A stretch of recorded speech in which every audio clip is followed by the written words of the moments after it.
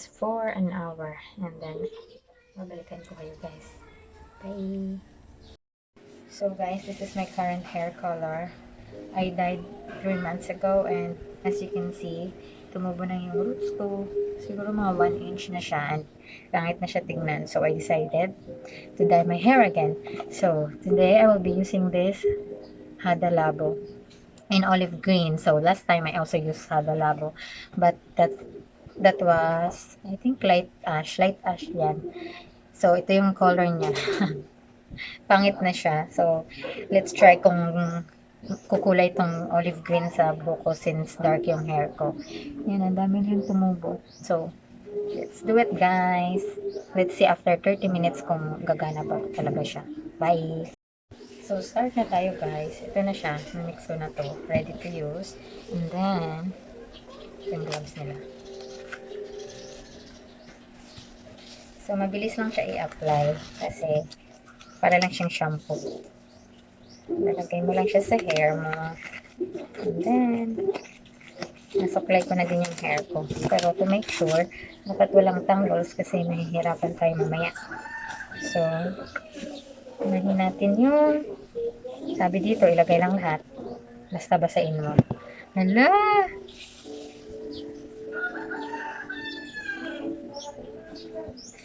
Baho. As in. So, itong hair color brand na to, I've been using this since nung nasa Japan pa ako. Itong ginagamit ko talaga. Kasi affordable siya at maganda yung result niya. Unlike ng, yung mga expensive brands, ganda din naman yung result kasi ang mahal eh. Ito, mas cheaper brand, pero not really cheap. Siguro mga 100 pesos lesser sa mga expensive brand. Yan, bumula siya guys, oh.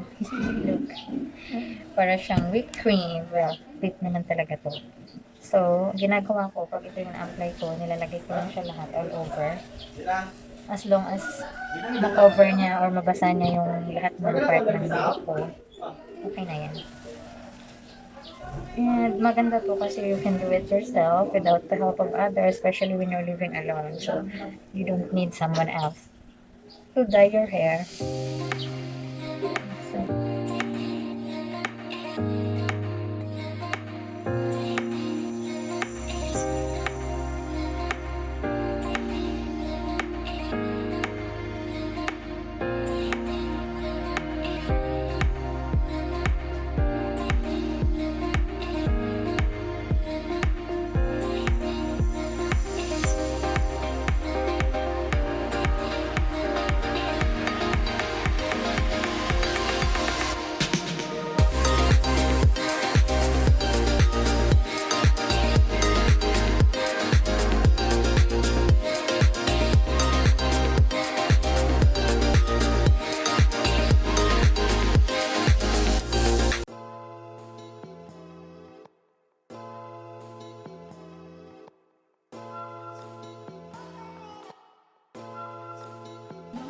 So, hi guys. Ito na. Na-rinse ko na siya after 30 minutes. Sinampo ko ng twice and then conditioner. And then, lalagyan ko siya neto.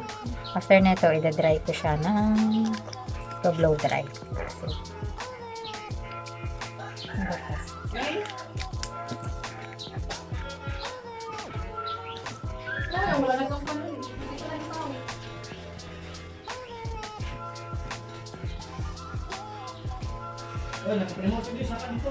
Anyway, ito pala yung treatment niya.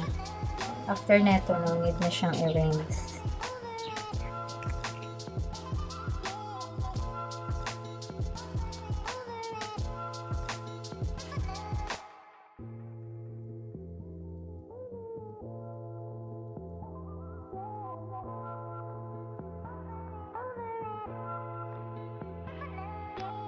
I'm back! So, after 30 minutes, ito na yung result. Drying. Na-dry ko na siya. And then, nilagyan ko ng treatment na yon. And then, super lambot. Ganda ng kulay. I like it. So, hindi ko na-achieve yung olive green kasi hindi naman light yung hair ko. Dark na dark yon. So, ang ma-achieve ko is ito lang na kulay. I don't know if you can see. Mas darker pa nga to. Ito ata yung na-achieve ko eh. Yan. Ganda. So, pag light na light yung buhok, ito siya yung parang mag-olive green pag nailawan. So, ito, achieve ko yung kulay na nasa box niya, sa packaging niya. And, ang lambot guys, 2 thumbs up ako sa product na to. So maganda din siya kasi mabilis i-apply. And then, yun, kahit ikaw lang, carry. Ang ganda guys. So, that's it for today guys. Thank you for watching. I hope you like this video and please like and subscribe to my channel if you haven't already, and see you on my next vlog. Bye!